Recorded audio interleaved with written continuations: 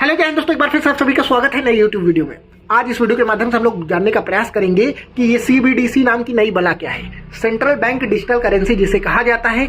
1 दिसंबर 2022 से आरबीआई ने इसे पायलट प्रोजेक्ट के रूप में भारत के 4 राज्यों में लागू कर दिया है।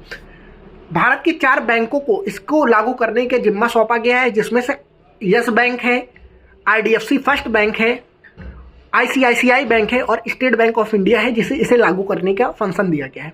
ये यूपीआई पेमेंट ट्रांजैक्शन फोन पे, पेटीएम, गूगल पे से अलग कैसे है, इस वीडियो के माध्यम से जानने के प्रयास करेंगे। साथ ही साथ ये भी जानेंगे कि ये किस टेक्नोलॉजी पे वर्क करता है।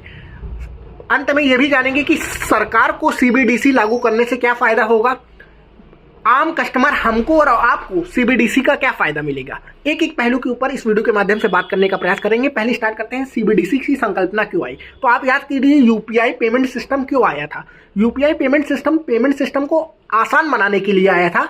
आसान कैसे कहें, पहले नेफ्ट, IMPS, RTGS जो सिस्टम है, जिससे आपको एक बैंक से दूसरे बैंक में पैसा भेजना रहता था, तो आपको ब्रांच नंबर, ब्रांच कोड चाहिए रहता था, अकाउंट नंबर चाहिए रहता था, ब्रांच का जो आपका IFSC कोड है वो भी चाहिए रहता था। इसको सबको सरल बनाने के लिए एक फोन नंबर पे या एक यूपीआई आईडी पे आप पैसा एक जगह से दूसरी जगह तक भेज सकें, एक अकाउंट से दूसरे अकाउंट में भेज सकें, इसलिए यूपीआई पेमेंट सिस्टम गूगल पे, फोन पे, पेटीएम आया था।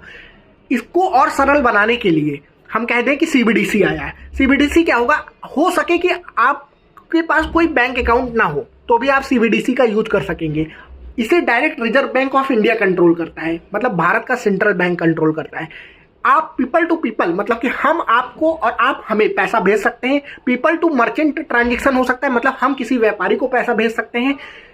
तो सीबीडीसी का बेसिक मोटो क्या है कि आपके बीच में अगर बैंक ना हो, मतलब 2 लोगों के बीच में अगर बैंक ना हो, उसके बाद भी ट्रांजैक्शन स्मूथली हो जाए, उसे वही फंक्शन सीबीडीसी का है। तो मतलब पेमेंट गेटवे को बहुत सिंपल बना देगा सेंट्रल बैंक डिजिटल करेंसी। इसके और क्या फायदे हैं, देखिए, जैसे कि कहा गया था कि 2000 के नोट जब आई थी तो 2000 के नोट में जो है चिप लगा हुआ है, तो आप बाथरूम के नीचे भी अगर नोट रख देंगे तो आपको, मतलब सरकार पता लगा लेगी कि पैसा कहाँ गया, परंतु ऐसा कुछ था नहीं सीबीडीसी में, पर ऐसा है। सीबीडीसी में क्या है, सेंट्रल बैंक डिजिटल करेंसी जो है ये ब्लॉकचेन टेक्नोलॉजी पे वर्क करती है। ब्लॉकचेन टेक्नोलॉजी, आप ये मत सोचिएगा कि जैसे क्रिप्टो करेंसी का दाम इतनी जल्दी ऊपर नीचे होता है, तो आप 200 रुपए का अगर बैंक में सीबीडीसी करेंसी रखे रहेंगे तो कल 400 हो जाएगा या कल 100 रुपए हो जाएगा, क्योंकि इसे सेंट्रल बैंक कंट्रोल कर रहा है। मतलब कि परंतु ब्लॉकचेन टेक्नोलॉजी पे काम करने वाला क्रिप्टो करेंसी के पीछे कोई रेगुलेटर नहीं है, इसलिए उसका दाम बहुत तेज आगे पीछे होता है। तो सीबीडीसी एक सेफ मुद्रा है जिसे भारत का केंद्रीय बैंक जो है उसे नियंत्रित करता है। दूसरा क्वेश्चन कि ये जो सेंट्रल बैंक डिजिटल करेंसी जो आया है, इसे यूपीआई पेमेंट सिस्टम से अलग कैसे है। तो देखिए, यूपीआई पेमेंट सिस्टम में क्या हुआ कि यूपीआई पेमेंट सिस्टम जितना भी है वो सब लॉस में चल रहा है। लॉस में चल रहा है मतलब कि फोन पे हो गया, पेटीएम हो गया या गूगल पे हो गया, ये ट्रांजैक्शन चार्ज नहीं लेते। मतलब कि आपको पैसा भेजना है तो आपसे कुछ पैसा नहीं लेंगे कि काट लेते हैं, सर्विस चार्ज नहीं लेते, पर इसलिए ये घाटे में चल रहे हैं। तो सीबीडीसी इसमें एक उभर कर सामने आ रहा है। तो आप ये पूछेंगे कि सीबीडीसी जब उभर कर सामने आ रहा है तो यहाँ पे सरकार को इससे क्या फायदा होगा। भाई, सरकार को इससे बहुत फायदा है। सरकार को क्या फायदा है, सरकार आपको नोट बना के भेजती है, 10 का नोट, 20 का नोट, 50 का नोट, 100 का नोट, 500 का नोट, 2000 का नोट। तो सरकार को मिंटिंग कॉस्ट, मतलब कि सरकार को नोट बनाने के लिए बहुत सारे पेपर लगते हैं, और ट्रांसपोर्टेशन कॉस्ट, मतलब कि एक जगह से दूसरी जगह तक भेजने के लिए सेफली सरकार को बहुत पैसा खर्च करना पड़ता है। इसलिए सरकार फोकस कर रही है कि अगर डिजिटल हो जाएगा तो उसके पैसे, ये जो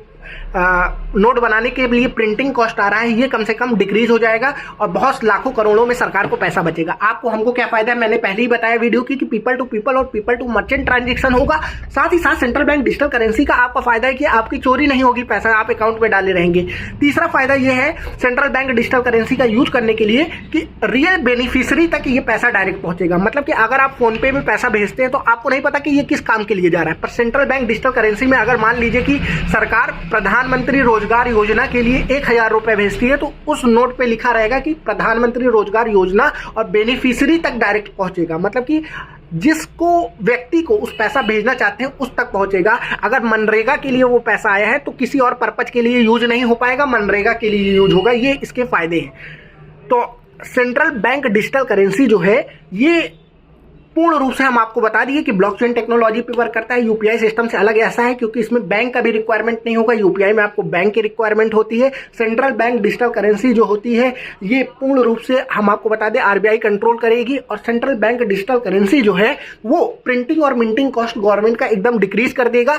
सेंट्रल बैंक डिजिटल करेंसी के लिए आपके पास कोई भी बैंक अकाउंट होना जरूरी नहीं है। तो मिलते हैं नेक्स्ट वीडियो में ऐसे इन्फॉर्मेटिव वीडियो के साथ। वीडियो अच्छे लगे वीडियो को लाइक करिए, चैनल अच्छा लगे चैनल को सब्सक्राइब करिए, वीडियो को ज्यादा से ज्यादा शेयर करिए, ज्यादा से ज्यादा लोगों तक सेंट्रल बैंक डिजिटल करेंसी का कॉन्सेप्ट पहुंच सके। तब तक के लिए जय हिंद जय भारत।